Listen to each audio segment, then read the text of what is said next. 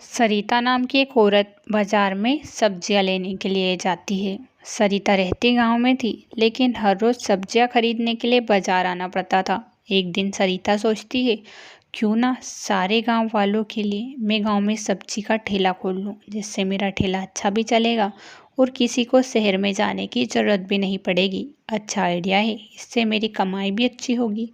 दूसरे ही दिन से सरिता गांव में सब्जी का एक ठेला खोल लेती है। सब्जी का ठेला खोलकर सरिता गांव के चौराहे पर जोर जोर से चिल्लाने लगती है, सब्जियां ले लो, सब्जियां ताजी ताजी सब्जियां, सब्जियां ले लो, सब्जियां ताजी ताजी सब्जियां। यह आवाज़ जैसे ही गांव वालों के कान तक पहुंचती है, सारे गांव वाले सरिता ही से ही सब्जियां खरीदने के लिए उसके ठेले के पास आने लगते हैं। सारे गांव वालों को बड़ी ही खुशी होती है, क्योंकि अब उन्हें बाजार भी नहीं जाना पड़ता और गांव में ही सब्जियां मिल जाती है। सारे गांव वाले सरिता से कहते हैं, अच्छा हुआ सरिता बहन, तूने सब्जी का ठेला खोल लिया।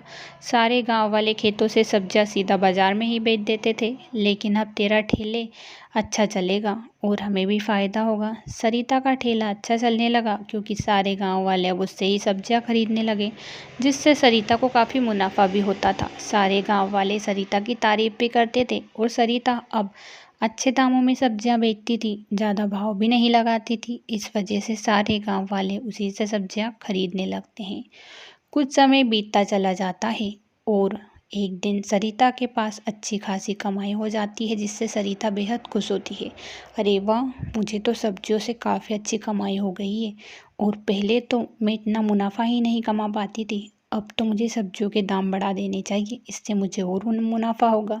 अब सरिता लालच में आ जाती है और सब्जी के दाम बढ़ाने लगती है। अरे सरिता, पहले तो तुम कम दामों में ही सब्जियां बेचती थी, लेकिन अब तो तुम्हारे दाम आसमान छूने लगे हैं।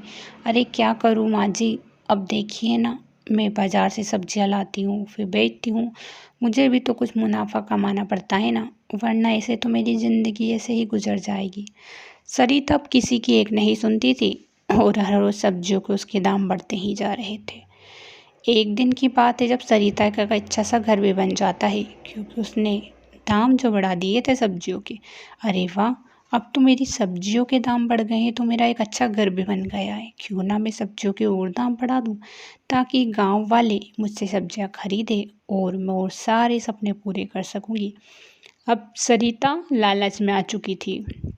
सरिता ने अपने सब्जियों के दाम 4 गुना बढ़ा दिए थे, जिस वजह से कोई भी गांव वाला सरिता के पास सब्जियां खरीदने के लिए बिल्कुल भी नहीं आता था, क्योंकि इससे अच्छा तो वो बाजार से ही सब्जियां खरीद ले। लेकिन इधर गांव वाले किसी और तरफ ही जा रहे थे सब्जियां खरीदने के लिए। गांव वाले और कहीं नहीं बल्कि माँ जी के ठेले पर सब्जियां खरीदने जा रहे थे। अरे, ये गांव वाले किधर जा रहे हैं? पहले तो मेरे यहाँ पर ही सब्जियां लेने के लिए आते हैं, लेकिन 2 दिनों से तो मेरी सब्जियां बिल्कुल बिक ही नहीं रही है। पता नहीं है किधर सब्जियां खरीदने के लिए जा रहे हैं।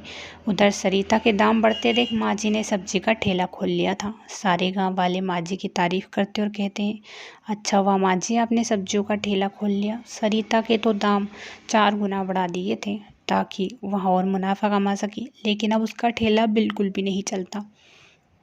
सारे गांव वाले अब माँ जी से ही सब्जियां खरीदने लगते और सरिता थोड़े ही दिनों बाद वहीं पर आ जाती है जहाँ पर वह पहले थी। हे भगवान, ये क्या हो गया? पहले मैंने सब्जियों से इतना मुनाफा कमाया था, लेकिन अब धीरे धीरे करके कोई भी मुझसे सब्जियां नहीं खरीदता। यहाँ मेरी ही गलती थी जो मैंने सब्जियों के इतने दाम बढ़ा दिए।